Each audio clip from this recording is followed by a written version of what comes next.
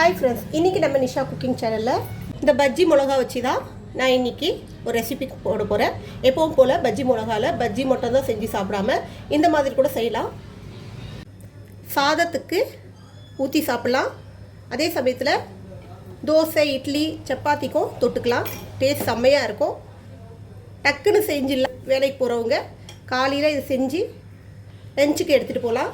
இந்த ரெசிபியை ஒரு தடவை ட்ரை பண்ணி பாருங்கள். டேஸ்ட் செம்மையாக இருக்கும். எங்கள் வீடியோ பிடிச்சிருந்துச்சுன்னா லைக் பண்ணுங்கள், ஷேர் பண்ணுங்கள், சப்ஸ்கிரைப் பண்ணுங்கள், பெல் பட்டன் ஆன் பண்ணுங்கள், கமெண்ட் பண்ணுங்கள். இந்த ரெசிபி செய்கிறதுக்கு ஒரு கைப்பிடி அளவுக்கு வேர்க்கடலை ரோஸ்ட் பண்ணி எடுத்துக்கலாம். ரோஸ்டட் வேர்க்கடலை கூட எடுத்துக்கலாம். அதுவும் கொஞ்சம் சூடு பண்ணி எடுத்துக்கோங்க. இது பச்சை வேர்க்கடலை கொஞ்சம் ரோஸ்ட் பண்ணி எடுத்துக்கலாம். இதோட ஒரு ஸ்பூன் தனியா,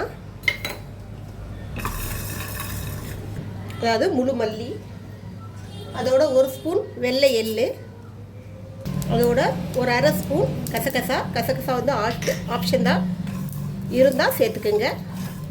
இதோட ஒரு துண்டு தேங்காய். இது எல்லாத்தையும் கொஞ்சம் ட்ரை ரோஸ்ட் பண்ணி நல்லா பேஸ்ட்டாக அரைச்சிக்கலாம். தண்ணி ஊற்றி அரைச்சிக்குங்க. இப்போ இது இந்த அளவுக்கு தண்ணி ஊற்றி நல்லா ஃபைன் பேஸ்ட்டாக அரைச்சி எடுத்துக்கோங்க. இப்போ அடுப்பில் ஒரு பேன் வச்சுட்டு தேவையான அளவு எண்ணெய் ஊற்றிக்கலாம். ஒரு 3 டேபிள் ஸ்பூன் ஊற்றினா போதும். நான் நல்லெண்ணெய் எடுத்துருக்கேன். கடலை எண்ணெய் கூட எடுத்துக்கலாம். இப்போ இதில் கொஞ்சோண்டு கடுகு போட்டுக்குங்க. இதோட அரை ஸ்பூன் ஜீரகம் போட்டுக்குங்க. கடுகும் ஜீரகமும் பொரிஞ்சு வரும்போது கருவேப்பிலை ஒரு கைப்பிடி அளவு போட்டுக்கலாம். நல்லா தாராளமாகவே போடுங்க, நல்லாயிருக்கும் டேஸ்ட்டு. அதே போல் ஒரு 10 பல்லு பூண்டு போட்டுக்குங்க. இது எல்லாத்தையும் கொஞ்சம் லைட்டாக ஃப்ரை பண்ணிவிட்டு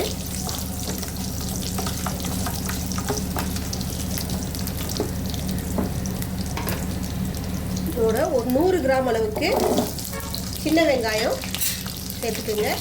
சின்ன வெங்காயம் போடுறதால டேஸ்ட் ரொம்ப நல்லாயிருக்கும். இப்போ இது ரொம்ப வதங்க விடக்கூடாது. வெங்காயம்லாம் கொஞ்சம் முழுசாகவே இருக்கணும். லைட்டாக ஃப்ரை பண்ணால் போதும்.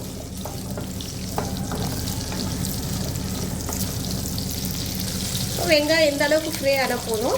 நம்ம கட் பண்ணி வச்சுருக்கிற பஜ்ஜி மிளகா போட்டுக்கலாம்.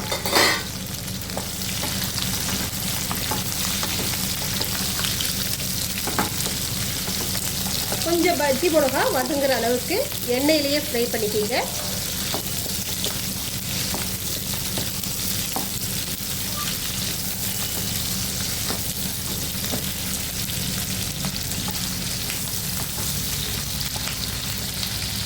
இப்போ இதில் ஒரு அரை ஸ்பூன் மஞ்சள் பொடி போட்டுக்கலாம்.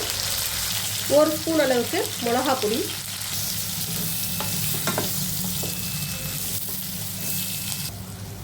ஓரளவு கொஞ்சம் நல்லா வதக்கிக்கிங்க.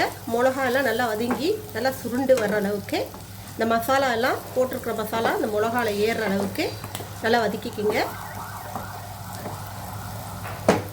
இப்போ இந்த ஸ்டேஜில் நம்ம அரைச்சி வச்சுருக்கிற இந்த ரோஸ்ட் பண்ண மசாலா சேர்த்துக்கணும்.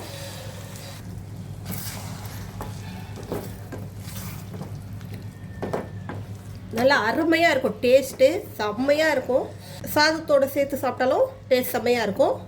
இட்லி, தோசை, சப்பாத்தியோட கூட நம்ம இதை எடுத்துக்கலாம். ஸோ அந்தளவு டேஸ்ட் சூப்பராக இருக்கும். லஞ்சுக்கு எடுத்துகிட்டு போகும்போதும் உங்களாண்ட ரெசிபி கேட்குற அளவுக்கு டேஸ்ட் செம்மையாக இருக்கும்.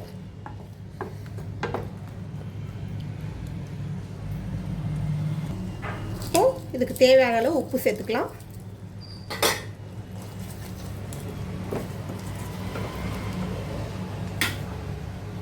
இதில் இன்னும் கொஞ்சம் தண்ணியை ஊற்றி, நமக்கு எந்த அளவுக்கு கிரேவி தேவையோ அந்த அளவுக்கு தண்ணியை ஊற்றி ஒரு 2 நிமிஷம் அப்படியே லோ ஃப்ளேமில் கொதிக்க விடலாம்.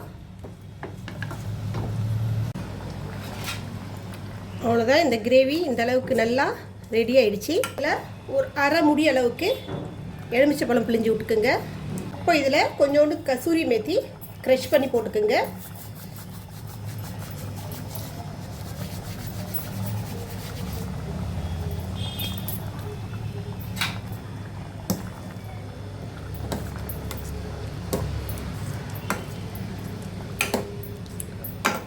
அவ்வளவுதான்.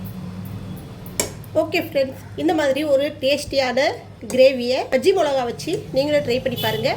பஜ்ஜி மிளகா வாங்கும்போது நமக்கு பஜ்ஜியை தவிர வேறு என்ன செய்யலாம்னு சொல்லிட்டு யோசிக்க தோணும். அந்த சமயத்தில் நம்ம இந்த மாதிரி ஒரு கிரேவி ரெடி பண்ணிக்கலாம். ட்ரை பண்ணி பாருங்கள். இன்னொரு ரெசிபியோடு உங்களை சந்திக்க வரை உங்களிடம் விடைபெறுவது உங்கள் நிஷா.